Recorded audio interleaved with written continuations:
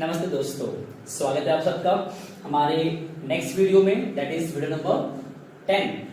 आज का ये जो वीडियो है वो हमारा होने वाला है accounting for partnership firm it's fundamentals. Fundamentals मतलब कि आज हम लोग बेसिकली पार्टनरशिप फर्म के जो एंट्रीज होते हैं ना, बेसिक एंट्रीज या उसके रिकॉर्डिंग्स कह सकते हैं, अकाउंटिंग ट्रीटमेंट कह सकते हैं, वो कैसे होने वाला है। तो ये हमारा चैप्टर 1 भी है हमारे पूरे जो पार्टनरशिप बुक है, जिसमें टोटल 5 चैप्टर्स थे। उस पूरे 5 चैप्टर में सबसे जो पहला चैप्टर है वो आज पढ़ने जा रहा है। हालांकि इसका कोई बहुत ज्यादा लिंक था भी नहीं, चैप्टर 2 से 3 से 4 से 5 से, जिसका नाम क्या था, change in profit sharing ratio, admission of a partner, retirement of a partner, death of a partner and dissolution of partnership firm.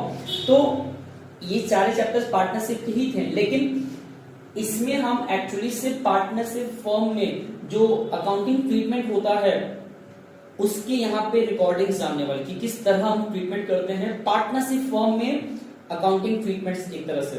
तो उसको जानने से पहले थोड़ा बेसिक बात कर लेते हैं। क्लास 11 की अगर बात करें तो वहां पे हमारा टर्म आया था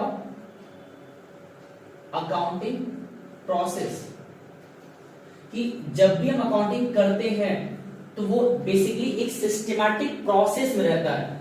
अब ये जो प्रोसेस है, ये प्रोसेस कैसा रहता है, तो हम उसी प्रोसेस को एक तरह से उसका अकाउंटिंग साइकिल भी कह सकते हैं कि अकाउंटिंग इसी तरह चलता रहता है, जिसमें क्या होता है, हम मेनली पहले अपने अकाउंटिंग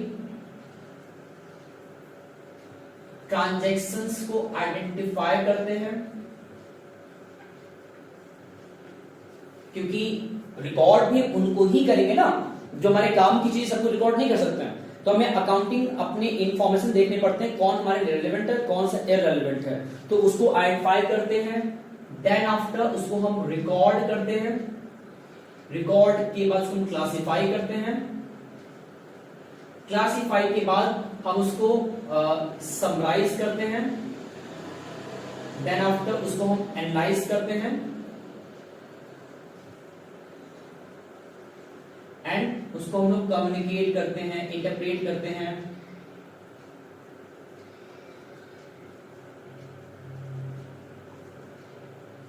तो ये बेसिक हमारा स्ट्रक्चर था अकाउंटिंग प्रोसेस का, कि यही हमारा एक पैटर्न होता है कि ट्रांजैक्शंस को आइडेंटिफाई करना जो हमारे काम के होते हैं, जिसको रिकॉर्ड करना है आगे चल के, फिर उसको रिकॉर्ड एक्चुअली करना, फिर क्लासिफाई करना, समराइज करना, एनालाइज करना, कम्युनिकेट करना, दैट्स इट।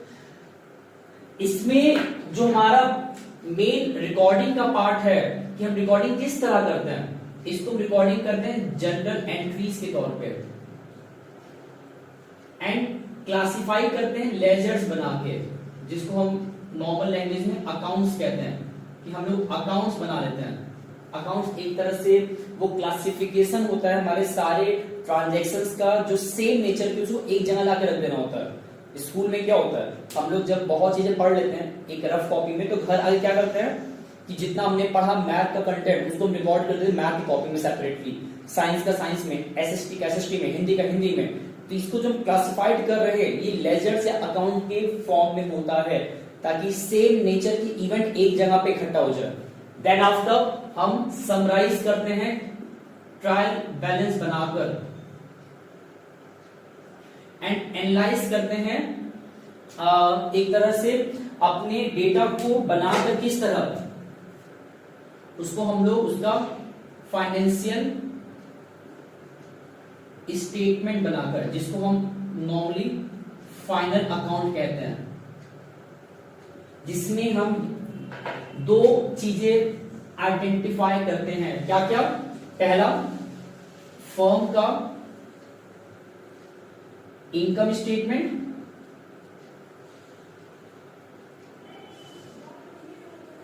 एंड दूसरा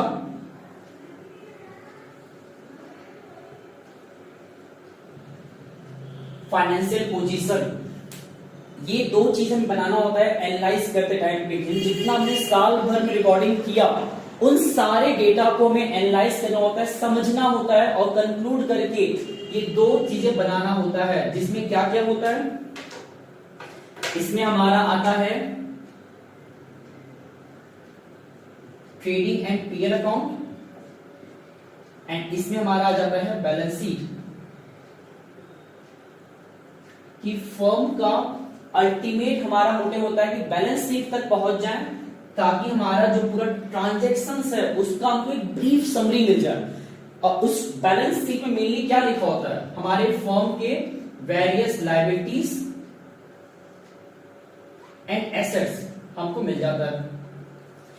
फिर इसी चीज को हम आगे चले कम्युनिकेट कर देते हैं बाहर वालों से या अपने ही स्टेक होल्डर से जो भी फर्म से डायरेक्टली और इनडायरेक्टली जुड़े होते हैं। ये 11th में हमने पढ़ा है, हम बहुत डीप नहीं जा रहे। हम ये भी क्यों बता रहे हैं 11th का कंटेंट 12th के चैप्टर में, इसके बीच में कहानी बताएंगे आगे चल के। तो ये हमने सीखा है 11th क्लास में, और हम 11th के कॉन्टेक्स्ट में नहीं पढ़ा रहे हैं, तो इसको बहुत डीप नहीं जा रहे हैं। ब्रीफ किए हैं कि हमारा जो रिकॉर्डिंग्स था इस तरह चलता था, और ये जो पूरा हमारा ट्रांजेक्शन था ये कोई अलग नहीं, ये हमारा बेसिकली सोल प्रोप्राइटरशिप हो जो कि 11th क्लास में हमारा चैप्टर था,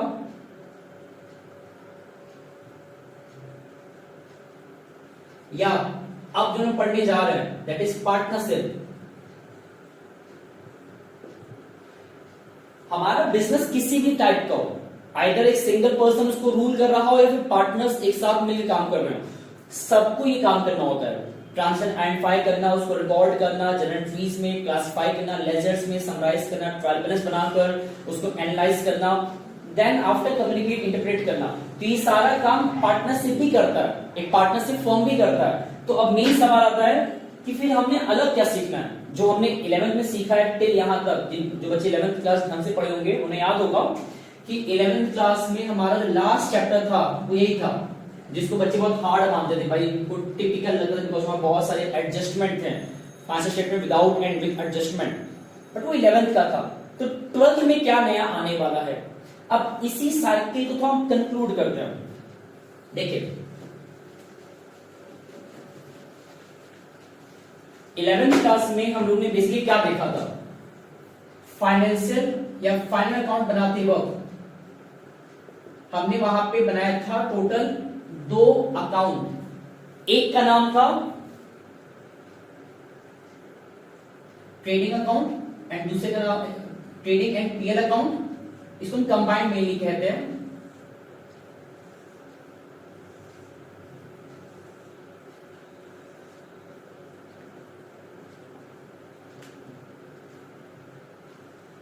एंड दूसरा हमारा था बैलेंस शीट।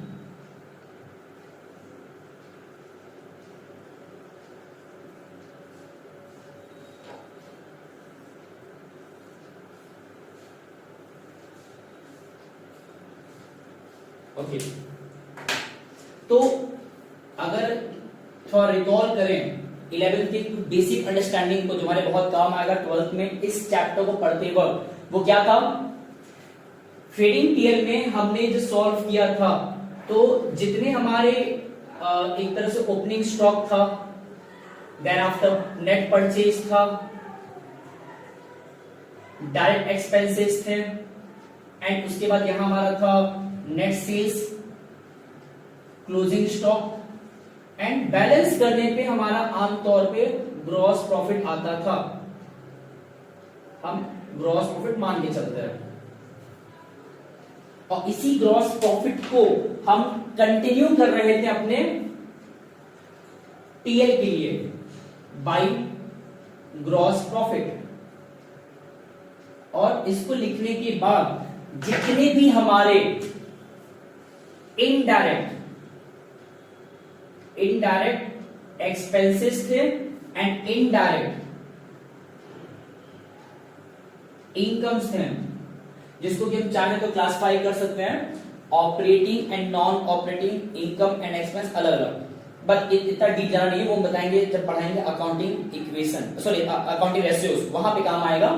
फिलहाल सारे indirect expenses and indirect income को लिखने के बाद जो हमको बैलेंस मिलता था, हम ये भी मान के चल रहे हैं हमें क्या मिलेगा, नेट प्रॉफिट बैलेंस के तौर पे, net profit as a balancing figure. तो इसी नेट प्रॉफिट को हम नॉर्मली अगर याद होगा हम लोग क्या करते थे, बैलेंस शीट में जाके यहां आता है हमारा क्या, लायबिलिटीज, यहां क्या आता है हमारा एसेट्स, है ना। तो इसमें यहां था हमारा कैपिटल, अब ये तो था सोल प्रोप्राइटरशिप का एक पार्टनरशिप बैलेंस शीट, तो ये जो कैपिटल था वो एक्चुअली उस सिंगल ओनर का कैपिटल है।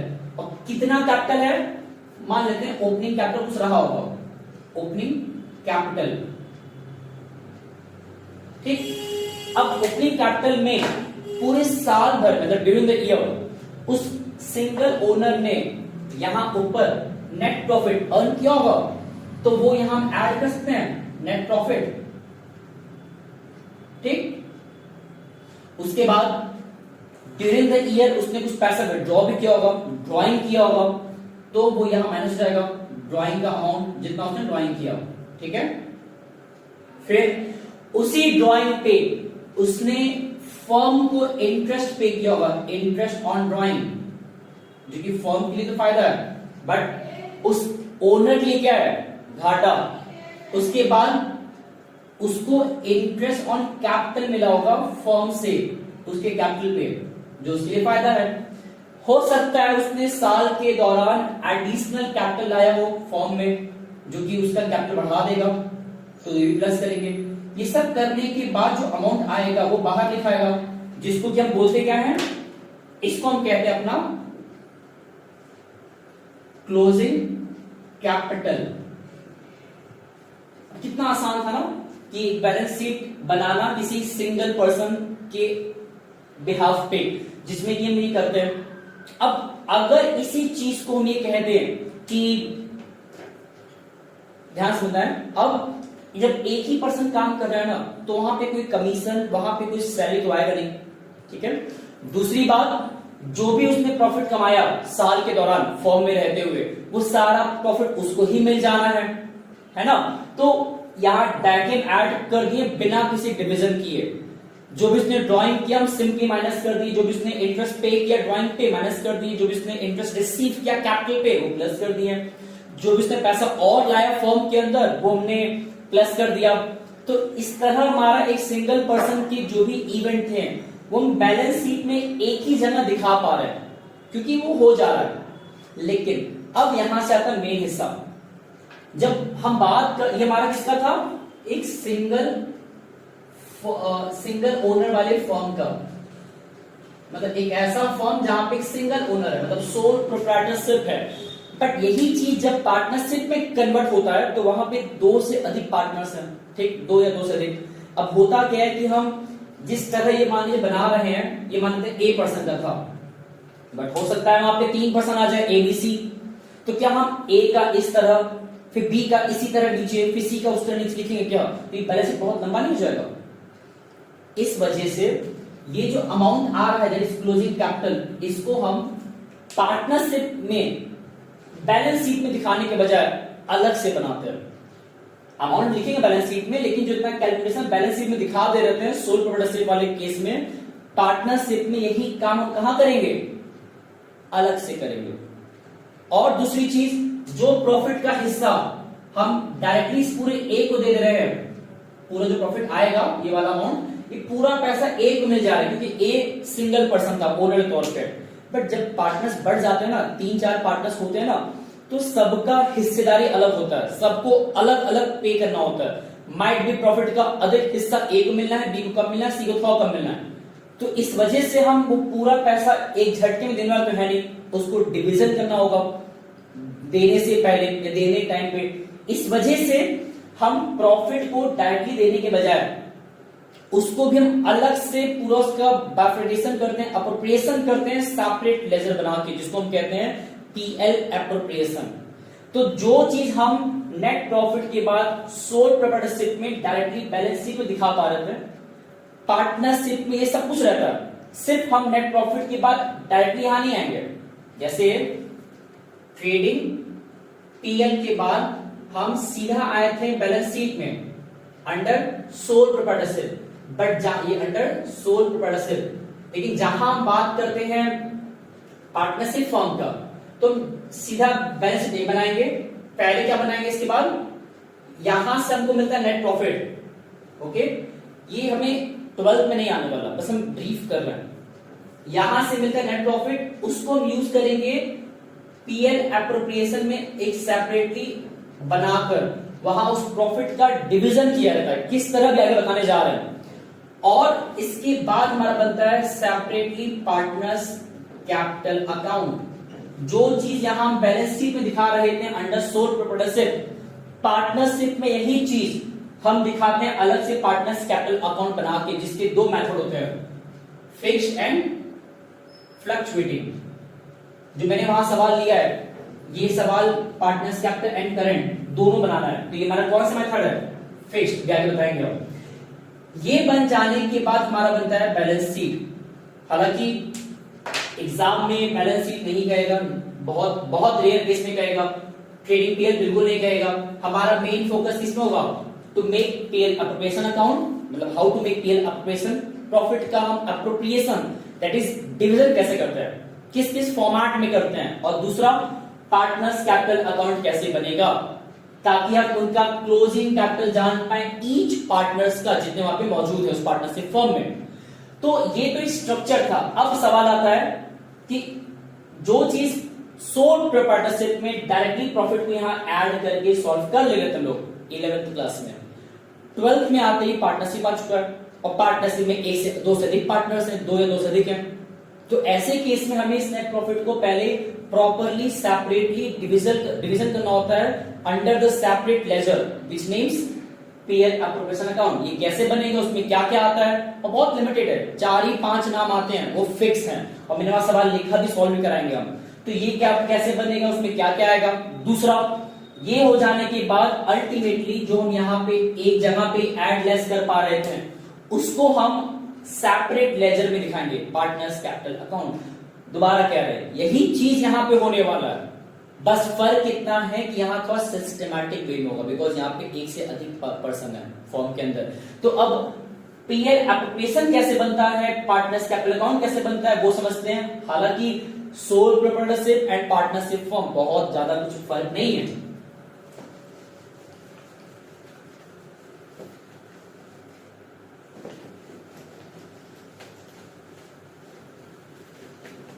ओके, तो यहां पे हम बात पहले करते हैं पीएल एप्रोप्रिएशन का, that is profit and loss appropriation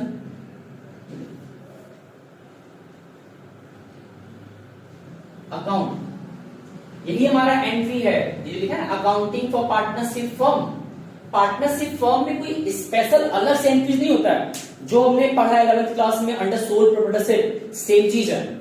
यहां भी हमारा आइडेंटिफिकेशन होता है, रिकॉर्डिंग होता है, क्लासिफिकेशन होता है, समराइजिंग होता है, मेकिंग ऑफ ट्रेडिंग पीएल होता है, एंड बैलेंस शीट होता है। बट वही just trading PL and balance sheet के बीच में दो अलग से एक्स्ट्रा लेजर बनते हैं, एक बनता है पीएल एप्रोप्रिएशन और एक बनता है पार्टनर्स कैपिटल अकाउंट। दूसरा क्या बनता है, पार्टनर्स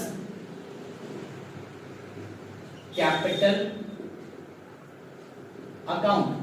ठीक है, इसमें क्या क्या आता है, होता क्या है ना कि जो भी प्रॉफिट या नेट प्रॉफिट कह सकते हैं निकलता है ट्रेडिंग पीएल बनाकर, दैट इज नेट प्रॉफिट, उस नेट प्रॉफिट को हम डायरेक्टली किसी एक जो एक पर्सन को देंगे तो है नहीं, क्योंकि यहाँ पे मोर देन 1 पर्सन है।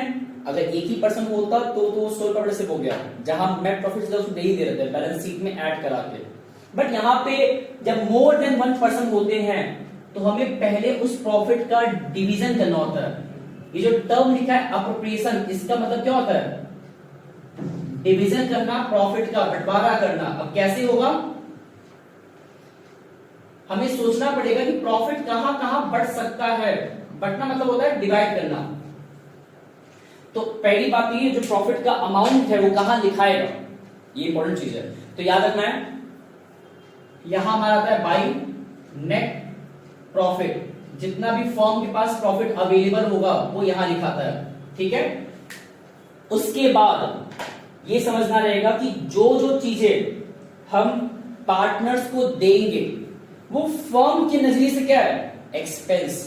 दोबारा समझिए, जो जो चीजें हम पार्टनर को देंगे वो फर्म के पॉइंट ऑफ व्यू से एक्सपेंस है, और एक्सपेंसेस कहां लिखाते हैं, डेबिट में। तो इस वजह से अगर फर्म ने अपने पार्टनर्स को सैलरी दे दिया, क्या दे दिया? सैलरी अपने पार्टनर्स को, क्योंकि ये जो प्रॉफिट अमाउंट है ना, ये हम डायरेक्टली पार्टनर्स में नहीं बांटने वाले। क्वेश्चंस में बहुत बार लिखा होता है कि before distributing that profit between the partners we have to provide salary plus और भी चीजें आएंगी, दिखाते हैं यहाँ पे। तो जितना कुछ अगर दिया है तो लेना होता है, इफ नॉट तो कोई बात नहीं, उसको स्किप कर सकते हैं। तो एक तो क्या सैलरी, दूसरा और क्या सकता है?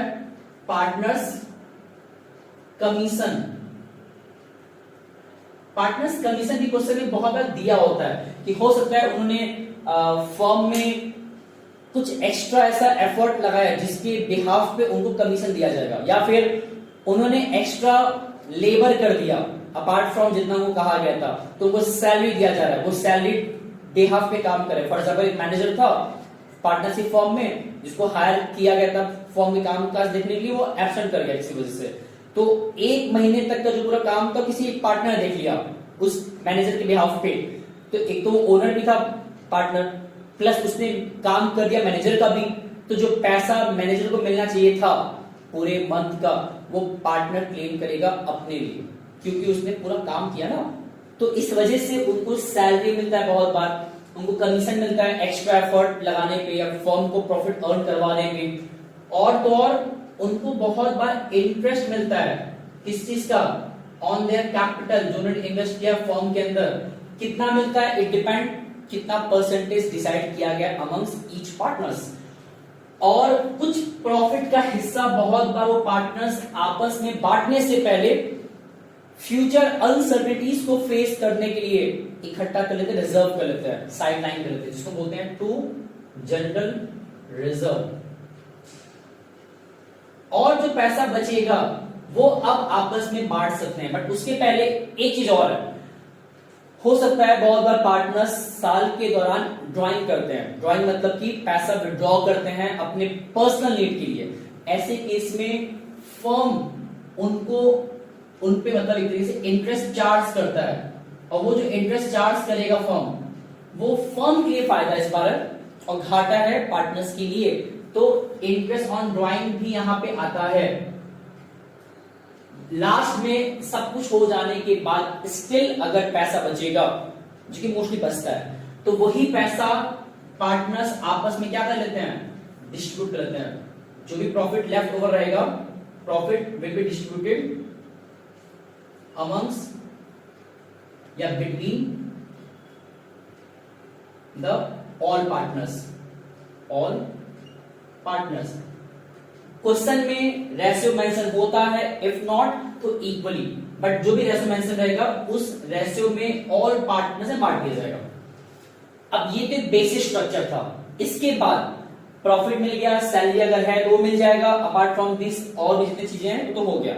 ये बेसिक हमारा फॉर्मेट है एप्रोप्रिएशन का। इसी चीज को हम फिर क्या करते हैं?